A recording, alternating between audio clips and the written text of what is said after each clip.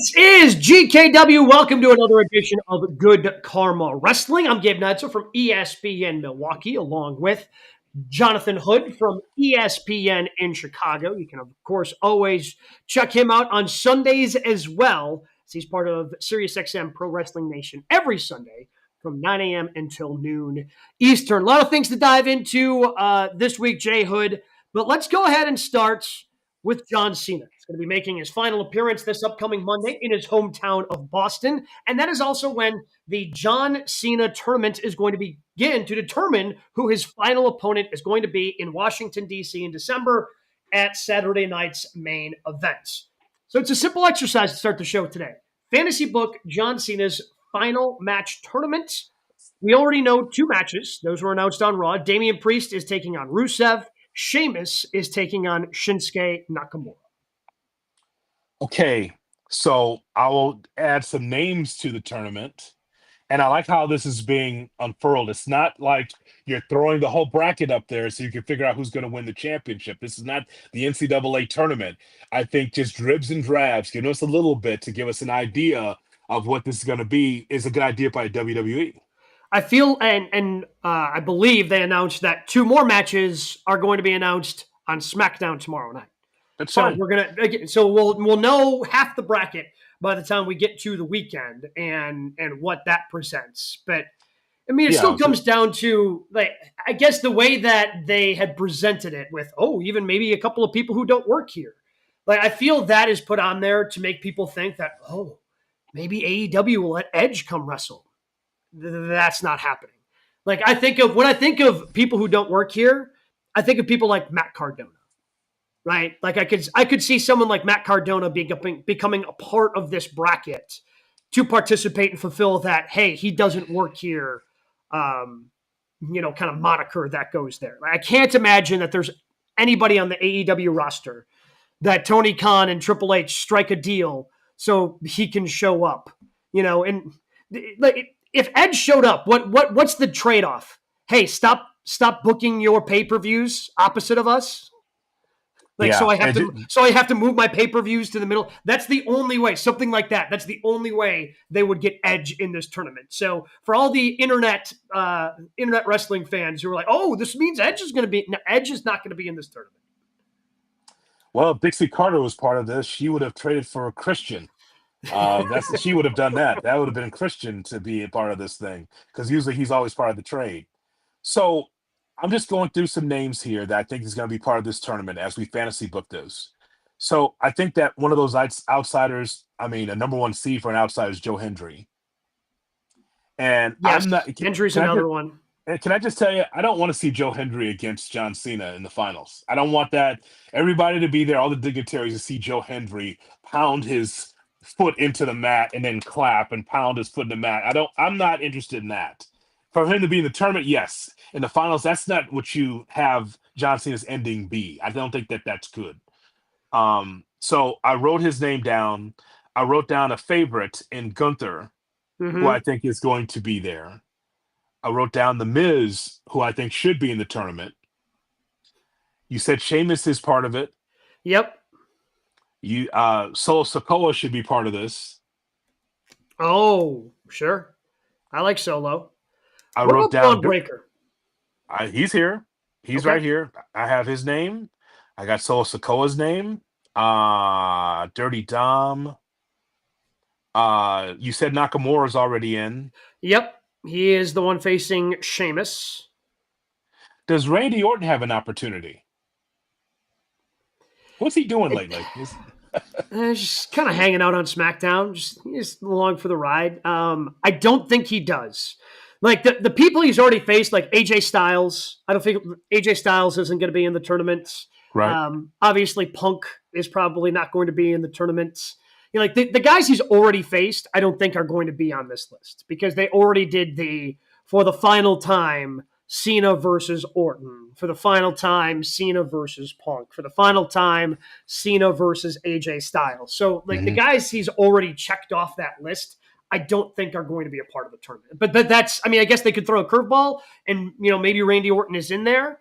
But I keep thinking of, okay, what's the best way to do this? And obviously Gunther is the heavily rumored, guy that could potentially be the one that goes over and ends John Cena's career. But I also think someone like Braun Breaker, like this is a good thing to me for Braun, who's obviously going to be chasing the World Heavyweight Championship. But if you put Braun in this bracket, he ends up chasing John Cena now for the next 6 weeks to kind of preoccupy him and keep him away from that World Heavyweight Championship pick. Yeah, if they're ready to go with Braun, and it sounds like they are, then he would be the next guy, and I think that Cena would put him over.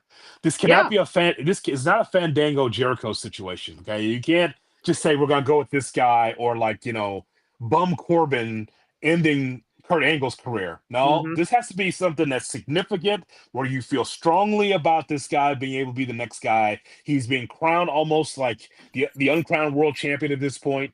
So I mean, for me, and I guess did we finish all the names? Like, is Finn Balor part of this? You said Rusev's part of this already in the Rusev and tournament. Damian Priest, Sheamus, Shinsuke are the two matches that are announced. Yeah, for John Cena, it's got to be someone that's a genuine article. And you could put Gunther in that spot because Gunther's already retired Goldberg. Imagine to retire Cena too. Not Mm-hmm. now. You're a tippy top guy now. They already believe in him. But if Yeah, Braun Breaker's the guy, give him that opportunity. that's what I'm thinking. Because again, for me, Gunther makes sense, and you can build Gunther into something bigger than he already is. I wonder if he needs that, right? Kind of like when Brock Lesnar went over the Undertaker.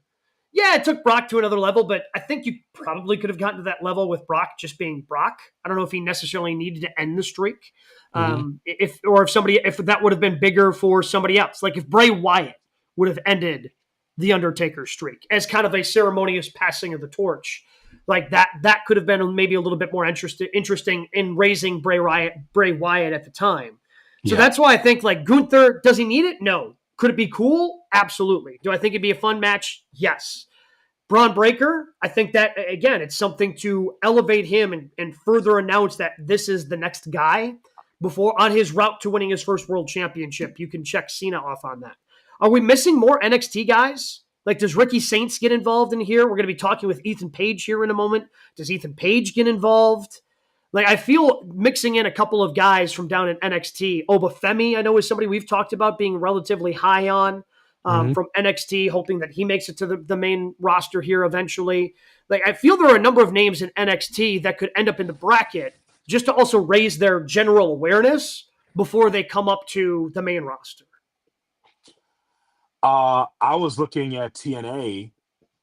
So is Joe Hendry the only guy, or does Ricky Santana get an opportunity?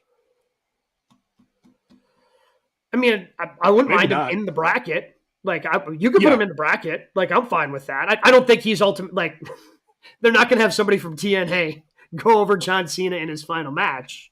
No, Like, I'm just looking for there's, just looking to fill out the bottom of the bracket. That's all. yeah, but I think that's what when I initially heard the idea for the bracket, I think it came out on Monday.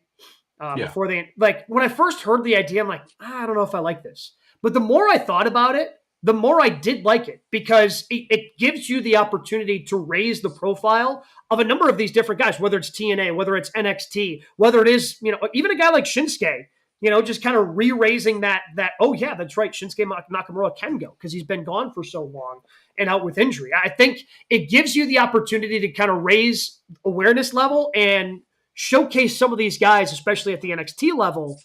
Hey, this guy's good. He's going to be coming up here soon, but look at what he did in this tournament. Kind of like when they flash back all the time from like all the participants from the Mae Young Classic when they did that on the Yeah. women's side. Like, oh, hey, here's when we first heard about this superstar who is now with us in a world champion shoes in the Mae Young Classic.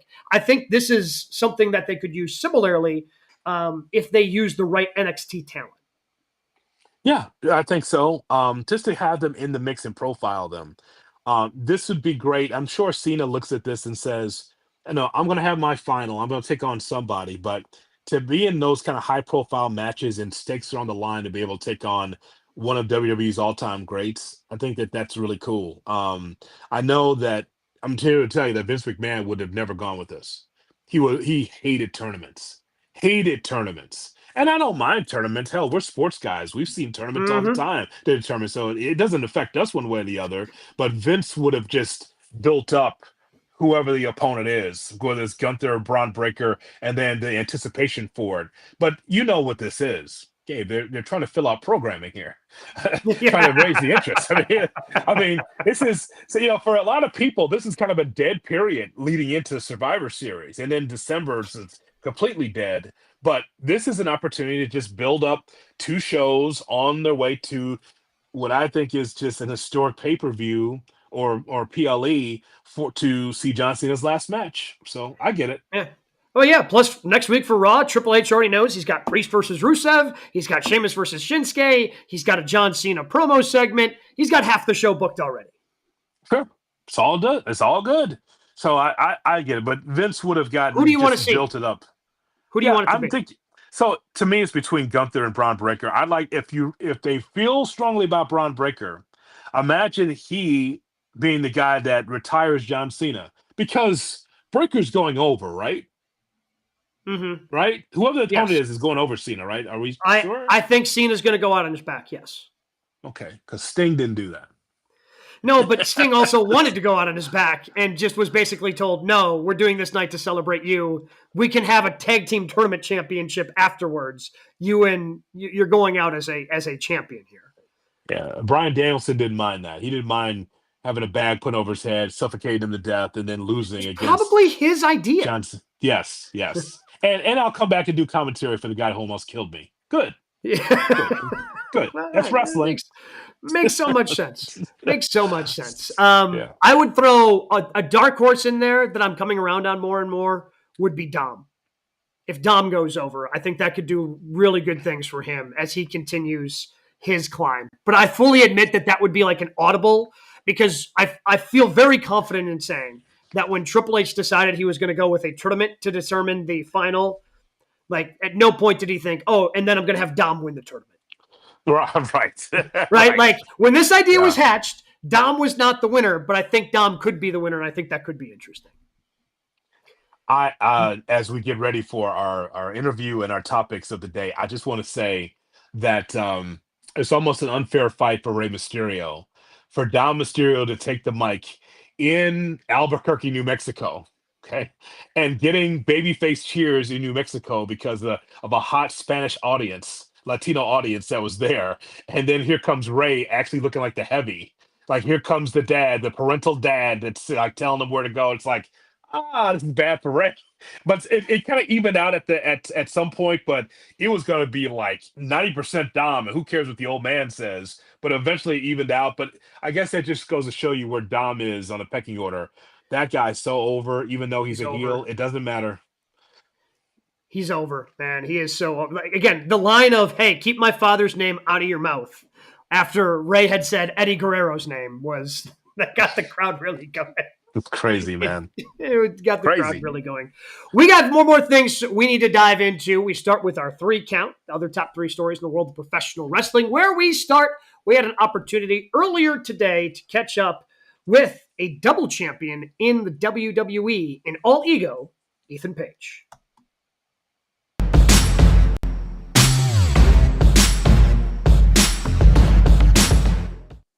Excited to bring in our next guest here on GKW because, well, he's not just one champion. He is a double champion right now. He is the NXT North American champion, is also part of the AAA World Mixed Tag Team Champions with a friend of our show, by the way, over Yes. here at GKW. He is Ethan Page. Ethan, thank you so much for the time. Thanks for jumping on, man. Hola, mis amigos. That's very good, Ethan. Very good.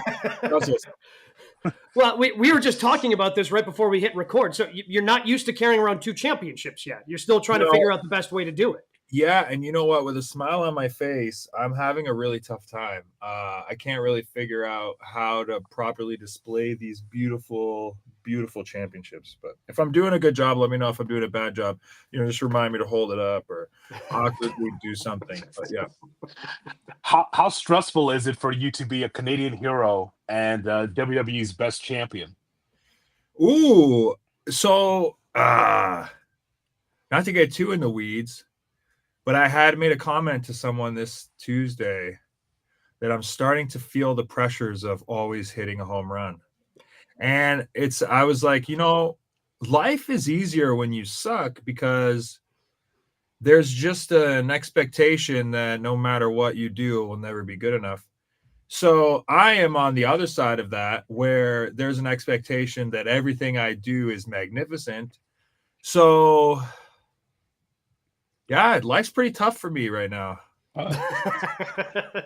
It's not easy being on the top. NXT, by the way, coming to Hood's neck of the woods in Chicago, November 15th. Head over to Ticketmaster to get your tickets for Aragon Ballroom. That's actually my neck of the woods. You guys know that, right?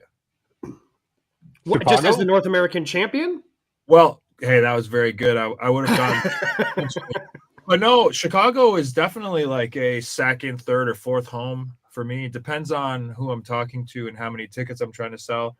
But I would say Chicago is 100% a place that I have like carved a very, very, very important part of my career.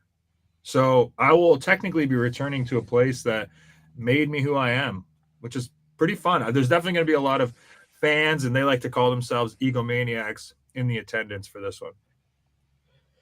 Well, you mentioned that. So why is Chicago? Because we give Hood a hard time all the time. He calls Chicago an A-town, but it is. I mean, wrestling always goes there. The crowds are hot. What makes Chicago a really good city for you guys to go tour? Because this isn't a TV. This is NXT Live. What makes it a good place to go visit? Well, I mean, just Chicago's a wrestling town in general. I've had so many big moments in my career, whether it was independents or with other companies, pay-per-views, televisions, different venues across the whole city. They even places that say they're Chicago and they're not actually Chicago proper. It's just easier to say Chicago. I've wrestled there too. Mm-hmm. So I would say for me, this is like a bit of a homecoming for people that saw me wrestle in like the ballrooms or the banquet halls or the Knights of Columbuses or the VFW halls, or legitimately the bars with people just standing around the ring. Yes. So there are fans of independent promotions that saw me kind of claw my way. And now I get to return to Chicago holding these two beautiful championships with two very historic logos on there, the WWE logo and the AAA logo. So it's very cool. That's very good, Ethan, on the very good. Thank you. I want to show my respect to the promotion that I now carry. See, just a point of fact, I've been asking for you to be on the show for over a year now, and I get eye rolls in the meeting. So it is a pleasure to have you on the show because I've always wanted all ego on the program. I would assume the eye rolls are because you guys know how hard it would be to get me to sit down to talk to you. Yeah, exactly. Yes, exactly. That's it. Yes, yes, absolutely. Well, that's definitely impossible, but we'll try. Well, where do you place this run with NXT and WWE versus others in your career? It feels different, doesn't it? Number one. You know what? I'm not even going to compare my own career. I'm going to compare it to everybody else. It's number one. There's nobody better than me in the entirety of the WWE right now. And I don't want people to look at the show that I'm on as a deterring factor of that. I would like to put my title run up against any champion in the whole company, whether it's Raw, SmackDown, whatever you believe to be happening with AAA or TNA or Evolve or LFG. There is nobody better under contract with WWE than Ethan Page right now, bar none. As someone with NXT, because NXT can be this kind of melting pot of people breaking in, people like you who have been veterans and have wrestled all over the world. How much do the younger talent at NXT lean on you as a veteran in the industry for advice and trying to help out? I would say as much as I let them, because at the end of the day, we're all competing against each other too. And I don't really care if any of them succeed. I just want myself to do well. And but I'm definitely the best guy here. So if you're going to ask anyone for advice, I would definitely look in the direction of the guy holding 2 championships. What's Chelsea Green like? Great. What do you mean? What's Chelsea? What? Hey, she's a friend of the program. She has been on GKW on a number of different occasions. We were heartbroken when her U.S. championship reign came to a close. Yes. Close. She's about to fight for the champ. When's this going to air? Let me know your business. How does your business operate? This will be airing later today. this evening. Yes. Okay, so listen, Yes. tomorrow everyone needs to tune into SmackDown because Chelsea will be challenging for the United States Championship. And if I was a betting man, I would say that I will no longer be the only two-time champion amongst the self-proclaimed Canadian standard of excellence, the two of us. So I think she's going to be walking out with 2 belts Friday too. That's my hope, at least. So you're saying it's great to work with her? Well, that's the first thing I said is, what do you mean? She's Yeah, fantastic. that didn't answer the question, Ethan. She's great. I said she's great. Well, Okay. how descriptive do you need me to be? Well, preferably as descriptive as possible, but That would help. Yes, that's all we go. We'll leave it up to you. You guys are trying to put airtime here, but I mean, she's fantastic. And I just said she's going to become champion this Friday. How much better can you be than champion? I don't know if you guys picked up on the theme or not. We're familiar with the product, sir. Yes. Thank you. We're looking for gold here, guys, and I'm holding a lot, and I'm hoping she will too. Okay. So how did the partnership with Chelsea Green come about? I'm pretty sure that she's just doing everything in her power to get me to the main roster along her side. Every interview that she's ever done, she has openly stated that she's doing everything in her power to have me move up along her side. I honestly have no clue. I welcome it. I think we have very good chemistry. Both of us are very, very colorful performers and also very dangerous in the ring and have a dark side. And I'm hoping that the longer she hangs out with me, the worse she starts behaving and the darker things can get for Chelsea Green. But yeah, if she takes my advice, at least she'll be probably breaking jaws by the end of the year. As an egomaniac, I have a suggestion, if I may, sir. Yeah. And that is, I would love for you to be able to be in contention and actually be there in the ring against John Cena for his final match. How's that sound? I mean, it sounds great. You got to get me in that tournament first, and then I got to continue to do what I have been doing, which is beating every single wrestler put in front of me, no matter what locker room they come from. So, I mean, I would love the opportunity. Well, you now have, as we've talked about, the 2 championships, 2 different promotions. Sure. What else other than, continuing to dominate? Like, what are there people you want to face for either one of those championships? Are there other championships you want to collect that you have your eye on? Yeah. So the whole start of all this was essentially Chelsea kind of whispering that I've done enough to add prestige to the North American title. And then, I mean, I realized after we had won these championships that I think she was maybe selfishly suggesting that we try to get other golds. But now here we sit, the AAA mixed tag team champions, and I'm not really upset with her suggestion. So I got 2 belts. But the issue that I have is when we went to go win these titles, I was under the impression that we would be appearing at AAA as like, I know I'm going to try and have a little humility when I say this. Ironically, my name is Aligo, but I thought we were just showing up as like some special guest superstars from WWE. And the reaction that Chelsea got there would confirm that. I was booed out of the building, but still a big star coming from WWE. Yes. So reaction. I just assumed that we were coming in, I don't want to say doing the favor, but here we have some big stars coming in. We win some championships. It's very good for their company. It's very good for us. Amicable business decision.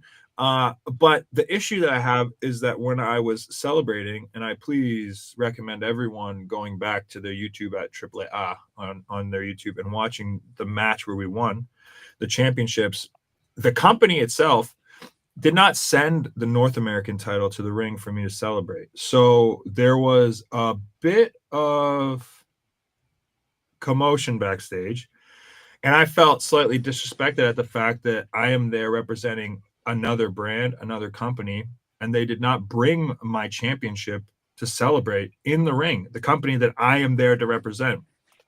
So later in the event, you had Wagner, someone who I've already defeated very easily in my own promotion, celebrating his victory. And in that moment, I thought, man, AAA invites me out here just to spit in my face, essentially. And then we got this guy out here hiding behind a mask, celebrating with his people. and I saw him hold up the Latin American Championship. And I had learned some Spanish at the time, thanks to WWE. They're paying for my classes right now.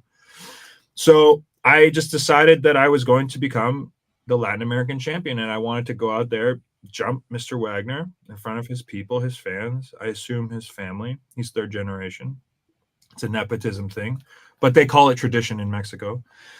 So I wanted to go out there, jump him, beat his ass, and then proclaim myself to become the next. And as I said to the Mexican people in Mexico, I said, your Latino American champion. So yes, I do have my eyes on other gold, and my plan is to become a triple champion. So the Latin American title is on the horizon for Ethan Page, December 20th in Guadalajara. So you've pretty much just summed up, you are disrespected by just the person that brings the belts and the person that takes your robe. So there was no 5 spot for that guy, right? No extra little tip for him. That's what you just told us. Well, to me, there is no the way you're describing the person that grabs things and brings them to the back was like you were like, it was just the guy that does this. I'm under the impression that if you work for a company, you represent their brand, whether you're the guy that sweeps the dirt off the ground or you are the CEO of the company, you represent that brand. So I don't really care if it was just the guy that got the stuff from the ring to bring it to the back. That was a AAA employee. So in fact, AAA spit in Ethan Page's face. I see. So I wanted to do the same to their top talent that I already know I can beat. So I'm putting myself in a very winnable situation. So now I would like to disrespect the company that I hold this title. So yeah, that's kind of my goal. Okay. Putting that championship aside, with the right, I should. Well, you don't have to, but I'm just saying, putting that aside, because you are obviously a champion now internationally with the mixed tag championship. Huh? How have you enjoyed kind of being able to wrestle in all these different places because of the partnerships that WWE has? You mentioned with Impact, with now obviously with AAA, with all these different brands that you now can go represent. Whereas, I don't know, 5-6 years ago, you'd have been working for just one company, one brand, and that's it. I mean, it's very interesting, but no matter the logo, money is either green or it's not. So like, I don't really care. I think the fans care more than me. Okay, where do I have to go? Who do I have to fight? Is this another opportunity to win gold? Will this progress my career? Will this get new eyes? Not to go back to AAA, but I noticed such an influx of fans joining the movement of Ethan Page, all because this is technically a new territory. These are new fans, new people that have not experienced the greatness of the greatest North American alive. So I'm all for it. Send me back to TNA. I wrestled for the TNA world title on pay-per-view. You want me to go back to Evolve? I'll go back to Evolve. I truly don't care. I've said it in every company that I've been in, truthfully, that if this is the flag I need to wave, I will wave it better than everyone else in this company. And I have been doing that, and I'll continue to do that. So wherever the WWE wants to send me under whatever umbrella company or whatever ass they want me to kick, I will go do that. No problem. Ethan, lastly, and we appreciate your time, I just want to ask you about, stylistically, in the past, there have been wrestlers that want to wrestle a Japanese style because they're in Japan, a Mexican style because they're in Mexico. You are you wherever you go. What's that like for you to be able to take on, these luchadors that have their style and you do what you do? Well, I have an identity. So you just described a bunch of wrestlers who don't know who they are, don't know what they're doing, and have no backbone and will bend to whoever and whatever and wherever. I won't. I never will. And I will always be unapologetically me. And I'll just continue to do that. Ethan, appreciate the time. Enjoy your second, third homecoming, whatever it happens to be that day in Chicago. NXT Chicago, November 15th. Number 4? That's my fourth home, Chicago. Okay. I would say. Yeah. Okay, well, there you go. Enjoy that homecoming coming up on November 15th. Look forward to seeing you on all the different brands you're ultimately going to represent with the championships you continue to collect. Yeah, and guys, honestly, I know this was specifically to promote this live event coming up in Chicago, and I would like to, you know what? It's very funny. I wanted to thank Good Karma Wrestling, but I feel like Karma will take care of you because you're helping us spread the word about wrestling coming to your town. As the champion of all of North America, like you stated earlier, Chicago fitting in that, I want to personally thank you on behalf of the WWE and this entire continent. Thank you, Ethan Page. We appreciate it. Oh, I appreciate you. There you have it. Ethan Page, the North American champion, joining us here on GKW. They're going to be in my neck of the woods, too, the Friday before, so go check that out as well. They're going to be up at the Resch Center in Green Bay the night before they're in Chicago. So if you're in Wisconsin, you want to check out NXT on November 14th. Again, WWE.com, Ticketmaster.com, wherever you get your tickets. Couple things. One, it's good for the NXT wrestlers, especially that young locker room, to have house shows. I mean, even the main roster guys and men and women don't get house shows. So it's good for the young talent to be able to see different cities, know what's going to be like traveling and all that. So it's great that they're going to be in our neck of the woods in the Midwest to be able to show what they can do. I was already there for AEW in that same building where they're going to wrestle. It's going to be about 1,000 people, maybe 1,200. It's going to be loud. They're right on top of you. So that's going to be a great experience. The other thing is, too, Gabe, is it's interesting. Chelsea Green is so similar to Ethan Page in that they don't care where it is. They just want to be able to do what they do, right? That's what I got out of the interview is like, yeah, I'm North American champion and I'm at AAA and I'm having fun wrestling, but they could send me wherever. I'm just having fun. It's not even about the championships. It's just about having TV time and having fun. And that should be the attitude. Well, and that's, again, what Chelsea Green has told us time and time again when she's joined us here on GKW. And again, if you've missed any of our interviews with Chelsea Green, again, check out the YouTube page, youtube.com/@GoodKarmaWrestling. But we move on, Jay Hood, to number 2 this week in our 3 counts. We go over to AEW, where next Wednesday night's Dynamite, it is going to be blood and guts. But this year, we're going to have a women's match as well. So on the men's side, we have Darby Allin, Roderick Strong, and the Conglomeration, featuring Mark Briscoe, Orange Cassidy, and Kyle O'Reilly, taking on the Death Riders team of Mox, Claudio, Wheeler Yuta, Daniel Garcia, and Pac. And then on the women's side, it is Jamie Hayter, Willow Nightingale, Harley Cameron, Timeless Tony Storm, Mina Shirakawa, and Chris Statlander going up against the Triangle of Madness, Megan Bayne, Marina Shafir, and Mercedes Moné. Which blood and guts match are you most looking forward to and more interested in next Wednesday night on TBS? You know what, Gabe Neitzel? It's actually the women. Mm-hmm. There's one side of it that I take completely seriously, and that is Julia Hart, Sky Blue, Tekla, Megan Bayne, Marina Shafir, and Mercedes Moné. On the other side, are we sure that Harley Cameron, is she there for the entertainment or is she going to turn up? Because it's a cage. It's blood and guts. Is she going to bring the puppet out? Is that part of it? And if she does, that's fine. But I always think that the steel cage match, or in this case, the blood and guts, that has to be the blow off of all of this. All the feuds should be all blown up. And I just think that out of all the stuff that AEW does, this has to be the most serious.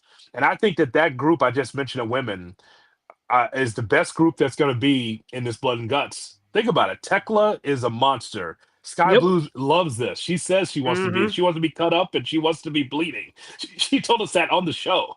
So Julia Hart, just love her as a performer. Megan Bayne, Marina Shafir, who is the realness, and Mercedes Moné. To me, that's more interesting to me. I feel like we are going kind of in a circle when it comes to the men in some ways. Conglomeration. It seems like Riders. It seems like we've been there before, haven't we?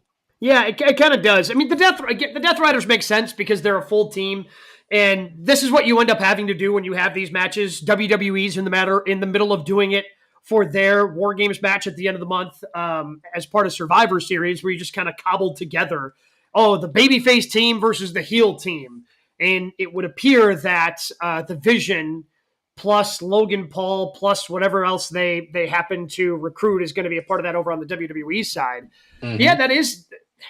I'm really curious if we get another side of Harley Cameron. Now, she got the win last night as part of the tag tournament that's going on with her and Willow Nightingale. She got to pull off her finishing move, which is called her finishing move. Yes. And I don't know if you caught that. That was a callback. I'm not even sure the last time she did her finishing move on television, but that was a callback to when she had just developed the move. She was on commentary and with Shivani did the bit of, I got to name it. I got to come up with a name. And he goes, a name for your finishing maneuver? Yes, that's it. That's what you're going to say when I do this move. And Shivani snuck it in last night, which gave me a But so on the men's side of this, we've already seen Orange Cassidy, who has more of a comedic gimmick. Well, Yes. a little bit last night. So we know that Orange Cassidy, when it's called on, can be a little bit more serious. And he can, go through the blood and guts, and even turned up the heat right away last night in his in the advantage match for blood and guts against Claudio, where Claudio's not even in the ring and he's getting hit with a suicide dive. Yeah. So the question for Harley is, as talented as she is, and I have loved so many of the things that she's done. All right, like you said, this is the literal name of the match is blood and guts. Can't get any more serious than this. Does she have that next gear that she can shift into? Like we know Willow can. Like again, Willow is smiley, bubbly person, but we've seen her get personal and get angry with feuds. So that's if they unlock a new level with her, I think this match can be really, really good. If not, she could end up being a distraction in the match. And also, just seeing Marina Shafir in that environment, she's not helping the men. She's as tough as the men in the Death Riders, but now she's part of this. I'm like, yep, she can really be able to do some damage here. For someone who I thought was pedestrian at best as a performer, now I think that she's like one of the more important people in the Death Riders group. So I look forward to her being in this environment. Yeah, I think it's got a really good chance. Again, I've never been a big fan of how these typically come together, and I've been anti, just like Hell in a Cell. Like you don't need Hell in a Cell doesn't need a pay-per-view. War Games, Blood and Guts, they don't need to be an annual thing. I think they are fantastic when you build it to the right spot, and I'm glad that they're doing the first ever women's one in AEW this year. But again, you're just kind of hodgepodging a number of them together for a babyface team versus a heel team, and so the buildup never really does that much for me, but the matches typically always deliver. And that's what I'm looking forward to seeing again, because you have literally the best in-ring talents in AEW basically going in this match. Like what in-ring talent are they missing in this match on the women's side? No, I think that's it. I mean, Chris Statlander is not part of this. She's not out of it in this at all, right? Correct. Which I don't have a problem with because the champ should probably be worried about champ things. Right. No, absolutely. Stat is in it. Yes. Because Stat is in it. Yes. Chris Statlander is on the babyface side because Mercedes Moné is also a part of it. Okay. Got it. Oh, yeah. So, yeah, I've got no problem with the women that they have in this. I just want it to be, I think it could be really, really entertaining and maybe brutal. The one thing AEW doesn't mind is blood, even for women. So let's just see what this looks like, right? Well, too bad. One of the most iconic shots in AEW history is, and she's getting shouted out for the second straight week on the show, Dr. Britt Baker in the Crimson Mask. Yeah. From her match, that she had against Thunder Rosa. Too bad that Amanada is not part of this, so she can get her revenge on Tech Love, because this is Chicken versus Peter Griffin on AEW for a while here. So I was hoping that Amanada would get her comeuppance, and clearly not the case. So because of the injury. Got hurt. Yeah. So that's what I look at. By Mina. I do have one nitpick, and I think we talk about this every time Blood and Guts comes up. Gabe, it's going to be commercial interruption. And that is the problem, especially with a match like this. Like, a match that is going to be. It's like holding a Royal Rumble on television. Like, what do you mean? I'm looking at this entrance in a picture-in-picture. Like, what are we doing here, right? So it's It doesn't make a ton of sense to me. I don't know why. Again, I don't think they need to do this each and every year. I think if you Mhm. built it and tacked it on to one of their handful of different pay-per-views every once in a while, it would still have a thing. But they want to do blood and guts on Dynamite every year, and it doesn't make sense. Like, if you're going to do it every Yeah. year, throw it as part of Full Gear. Like, Yeah. Full Gear's, I just do it so I don't have to deal with the commercial interruption, because it ultimately makes the match not feel as important as it ultimately is. Heyman Page has a world title match on this show as well. I don't think it's for the championship. I think it's just a Falls Count Anywhere match. So it's not for the title? It's not for the title, because So we already know that he's going to be wrestling for the title at Full Gear against. Well, do I want to call is Joe Power Hobbs his boss, compatriot? I I don't know. I'm not sure about that. I just think that that's interesting because Hobbs deserves a world title match. So this is going to be just maybe they'll be in the middle of all of this, like the women match, and then the other blood and guts match. Yeah, I think that's the way you have to do it. Yeah, whatever one you start with, then you have this just to kind of calm everything down, and then you close with a blood, which I believe they've already scheduled a half-hour overrun. Of course, for next week. This on company, TBS. man, this company. I swear to God, just like I you know what? We'll put it this way. I guess it's better on television than if it was a pay-per-view. If it was a pay-per-view, this is 4 hours. All right, they would have just added more matches and more and more. And just like, you know what? Screw it. Yeah, that's true. fine. Like Tony Khan could never do because again, the Royal Rumble at this point is you have the men's and women's, and then you have a match or two that go in between. Yeah. Like it's just, okay, we've got a match or two just to kind of separate the two, and there's no way that AEW could ever do anything like that. So to your point, I think that you are correct that the way WWE or slash NXT has done it in the past is when there's a battle and it's bubbling and you're tired of, being the general manager and the security breaking this up, it's Regal coming out there screaming war games into a microphone. Then, boom, it's not scheduled. It just happens. Like, you know what? F this, war games. And they used to get a big pop. Now, this is something where blood and guts is coming. Now we got to be able to put everything together and make all this work to be able to have an event. War games is kind of spur of the moment. Well, but it's the same thing in WWE now that they've turned Survivor Series into war games. Yeah, they have. It's which I guess is fine because they're going to do Survivor Series. Like it very rarely does it make sense. I think of when it was like WWE versus the Authority. When Dolph Ziggler was the sole survivor for the babyface side, like that actually felt like it had stakes more often than not. And then for a while, obviously they did Raw versus SmackDown. AEW is not split up like that, but very rarely when they've done these team matches that requires 4, 5, 6 people, there's going to be a little bit of kind of you're forcing the hand a little bit because it's a part of the schedule. I wish it wasn't that way. It just happens to be that way. Speaking of WWE. What is next, sir? Number 3. You can tell that this was not written by me. It was not a question that was submitted by J Hood. No, this was a question that, even though Brian Rowitz is not here, he is still producing the show. Don't get anything wrong. He is still producing the show. So our final question on the 3 counts was Jey Uso's main event run a failure? Which I take umbrage with this question in a number of different ways.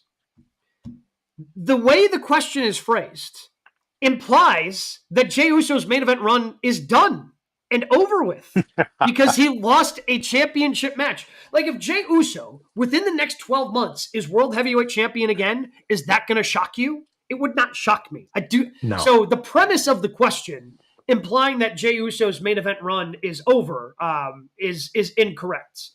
And I don't think it was a failure. I think the match ended up not being as good as we wanted it to be as part of Saturday Night's main events. But also, like, Jay's going to be a part of the main event of the next PLE. Like, he's going to be in War Games. Like, the main event run for Jey Uso is not over. Do I wish it was better? Yes. I don't know if I would go as far to say it was a failure for Jey or WWE.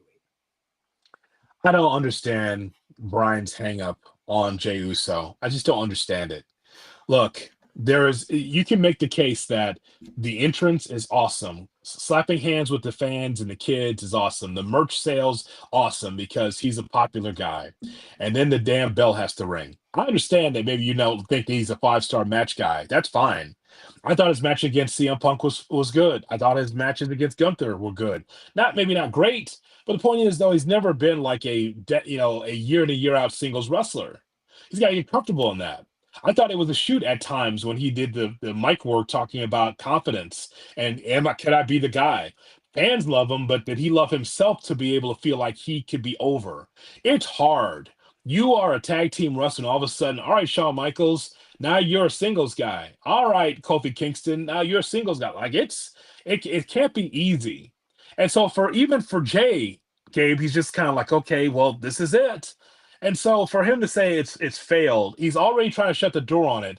They believe in Jay still. They do. His lot in life is not to be with Jimmy for more tag team championships. They're going to go with Jay again at some point. If nothing else, if not for the title, still be a popular figure in the company. Yeah, I mean, in our like his promo style is just different, but the fans still connect to it. Yes. You know, he's not going to go out there and give you a 10-minute promo or however long Punk went on Monday Night Raw, right? When Punk opened the show, like that's not Jay's style, but he's still going to come out there, fire up the crowd, and get his point across in his way. You did mention Kofi Kingston, so this is where I'm going to just like throw this in there. I sent this to you guys earlier today. Somebody had tweeted a handful of days ago that Jade Cargill has become the first person from Jamaican descent to hold a world championship in WWE, because Jade obviously won at Saturday night's main events. Yes. And Kofi responded on social media saying, well, technically, never mind. Congratulations, Jade. Which was just well done by Kofi. Well done. As Triple H asked Kofi, hey, what happened to your accent? Just a running joke that completely refuses to die, and I love it. Triple H cornered him. That's how you wasn't supposed to do that. Yes. Yeah, that's exactly right. So going back to that, because I feel like Brian's not alone in some of his frustration, I guess, for lack of a better word, with Jey Uso. Is it because him and Jimmy were such a good tag team and they put on such good tag team matches that we thought that as singles wrestlers, even both of them, because I remember being excited for Jimmy versus Jay at WrestleMania, and the match was fine, but it didn't live up to the expectation that you had for it, right? Like you thought this thing could steal the show. This is going to be a classic. We're going to be talking about this for years. And it was fine. Like, I mean, I don't think that anybody could say it was bad, but it just didn't live up to the expectation. So as part of it, because him and Jimmy were so good as a tag team, we just expected that same greatness to be able to translate to singles wrestling. Is that part of some of the disappointment? Again, for lack of a better term, for Jey Uso? I guess, well, from the back, I mean, it's not even about the fans. You know, the fans who are behind him. That's the fans, 100% are behind him. They'd love for him to be world champion right now, or the man in WWE right now. It's just that Gunther was booked stronger, Cody's booked stronger, CM Punk is booked stronger, and Jay still has time to grow. Why? I always put it this way. Why put a championship on someone only to lose it in a couple weeks? Yep. Or a month or so? I'm like, if you're going to go with him, go with him. And by the way, there's no metrics that you can measure, Gabe, in which you say, well, you know, we took this whole Jey Uso World Championship thing on the road and didn't draw. That's what you used to say back in the day, just like, well, the house shows look like a little light. Not a lot of people are really into it, or they're not as loud at the house shows they are on TV. Maybe we should take the title off of him. That's not that now. That's the back. That's not the fans. Fans want him.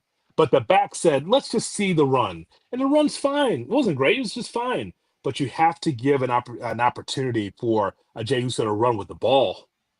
They didn't do that enough. They gave him the ball and was like, all right, back to Gunther. Their choice. Yeah. Yeah, I'm really curious to see again how and where Jey Uso goes from here. Other things we got to dive into this week. It is time for news and notes.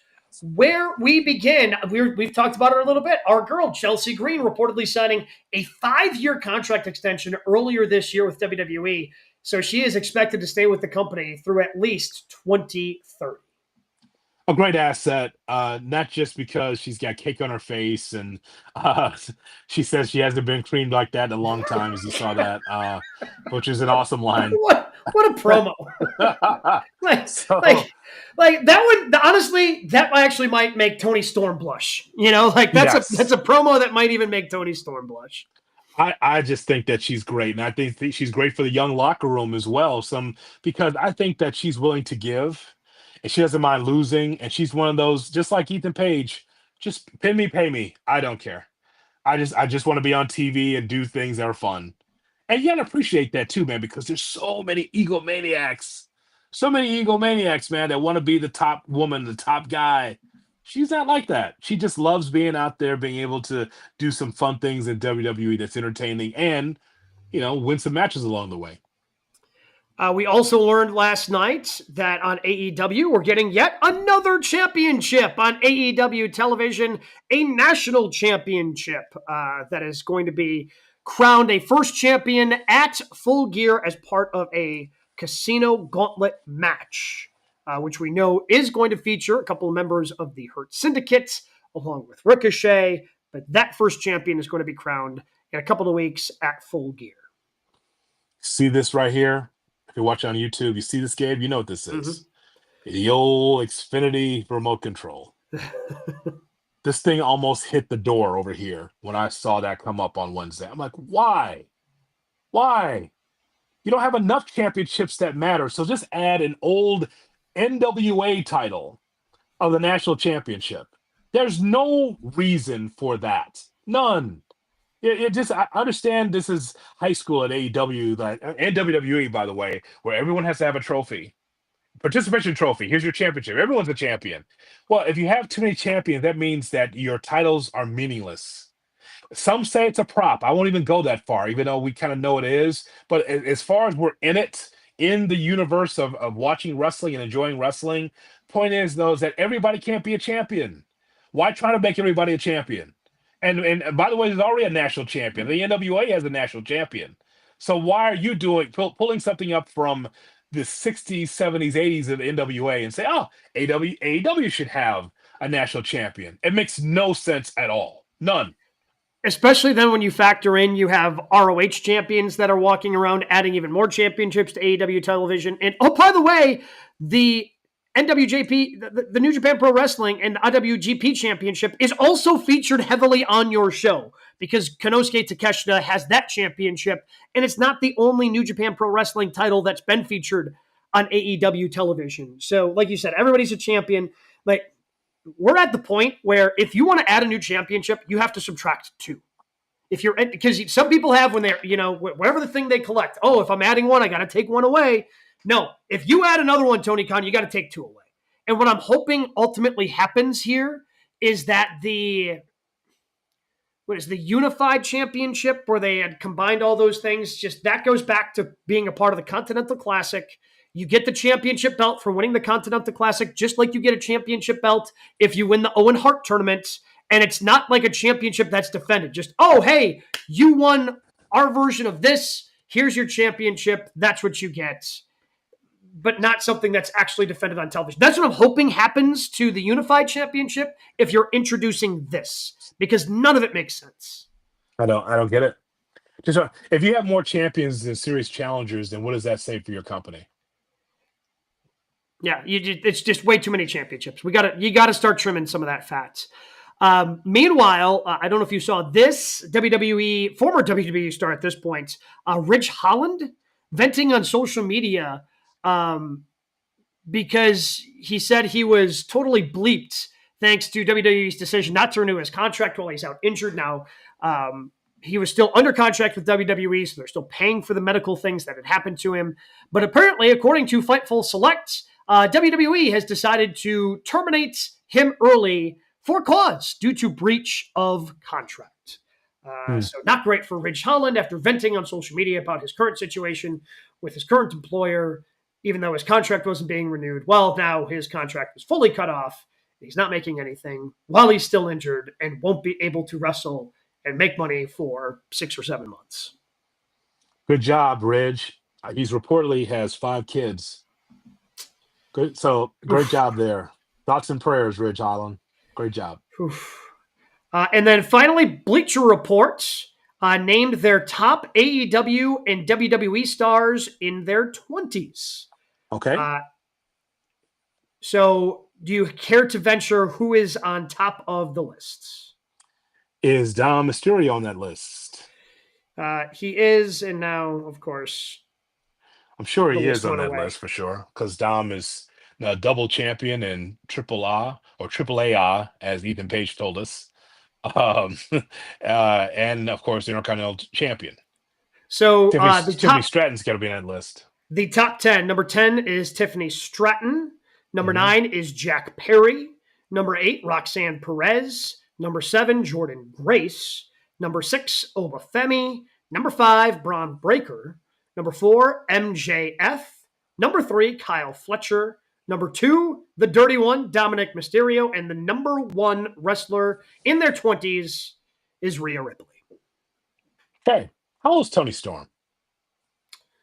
Tony, I think she might be 30 on the number at this point. On the number, okay. Just wondering. She is 30. She is 30. She turned 30 on October 19th. So had this list been done a month ago, she would have qualified. Yeah, and I know Mercedes is going to be north of 30 as well, so I get that.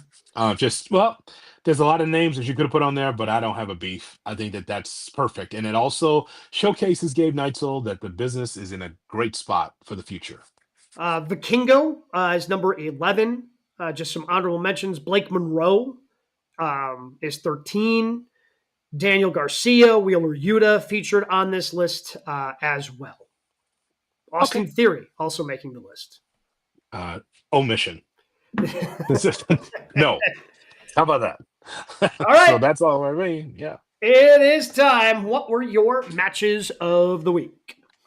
Saturday night's main event was, first of all, it surprised me because I would have taken the under of 2 championships won on Saturday night's main event. So we got 2 with Punk winning the title with no chicanery, no outside interference, just straight up. Actually, Triple H wasn't even there, which is interesting. He was not there in Salt Lake. 2 champion. Think about that. And I didn't have time this week, but I wanted to go back because I'm very curious the last time both men's championships, top championships, were being defended on the same card on the same night. Like, obviously, they've been defended at WrestleMania, SummerSlam, but typically they're split up. Like, I'm not sure the last time those 2 titles were defended on the same night and Triple H wasn't there. Yeah, that's just very strange. And I don't recall both championships at the same night being defended. Usually those 2 separate nights for those kind of things, right? Yeah, they'll split them up, yeah. Or different shows. Because in the Triple H era, you only have like 5 matches per card, and you're only going to have one of those titles defended at any given time. I could have put Cody and McIntyre in this list, but I think it's clear that McIntyre is Wheeler Yuta at this point. So, like, we'll never believe in him again. Like, that's what it is. We'll never believe in him again. And the chicanery on the finish just kind of, again, good match, and then the ending's just kind of, oh, okay. Yeah, well, I mean, that's it though, Gabe. Like, there's no more lower third on our show. Could McIntyre? No, that's not happening again on this show because they have him at a certain level. It's just like you're a good contender, but you're Dolph Ziggler. So that's what you are. It's all good. That just which is not that I know. A sense of irony, seeing as how when he came back to the main roster, it was with Dolph Ziggler. Dolph Ziggler. So a match I know that you did not see, but I saw. It was Bandito against Dorado at the end of Collision on Saturday. Okay. It ended up being, by the way, the match of the week on my Busted Open show. I'm like, the last match of the night, that's the best match. It was voted by our producers. Dragunov against Nathan Frazier was a surprising banger on SmackDown. Holy bleep, that was a good match. Also, I would Orange throw in against there Claudio. Orange. The opener last night was fantastic. I had Orange versus Claudio. The women's tag match with Kabuki Warriors going up against Lyra Valkyria and Bailey. I thought was Very fantastic on good. Monday. I thought that Very was the best match on Monday Night Raw. Surprised that the ROH Women's Champion and Mercedes Moné lost that match. I was Right? very surprised. I was like, "What? Whoa, what? Like, what happened there?" I mean, and the winner of that match was going to the final because the Sisters of Sin are not going to defeat, I believe, Willow and Harley Cameron at this point. So I have no idea who's going to win that tag team tournament. It surprised me. I'm like, they went down that soon. I thought you had a story building there with those two being odd bedfellows. Yeah. But Willow and Cameron are winners. I was pleasantly surprised at that finish. I just was like, Yeah. oh, really? Okay. Yeah. So, yeah. So that's it. So a lot of product, but yeah. And by the way, just a quick shout out to Jade Cargill. She pretty much throttled Tiffany Stratton. Yeah, the whole that was story the right of her call. knee. Yeah, That, but just it the felt like way it it was the right happened, call. though. Yes. Just the way it happened. Like the knee was the story, and the way she was flipping Tiffany around. I like where they're going with her heel run, and she wins the title. So pretty good. Yeah. Right call, and I thought the right way to do it. Make her look real dominant going into SmackDown tomorrow night. If you happen to miss any of this show or our interview with Ethan Page earlier today, make sure you check us out on our YouTube page, youtube.com/@GoodKarmaWrestling, where you can comment and subscribe. We're still, again, getting ready for Survivor Series. We'll react to Blood and Guts. We're getting ready for Full Gear. We'll talk about it all next week right here on GKW.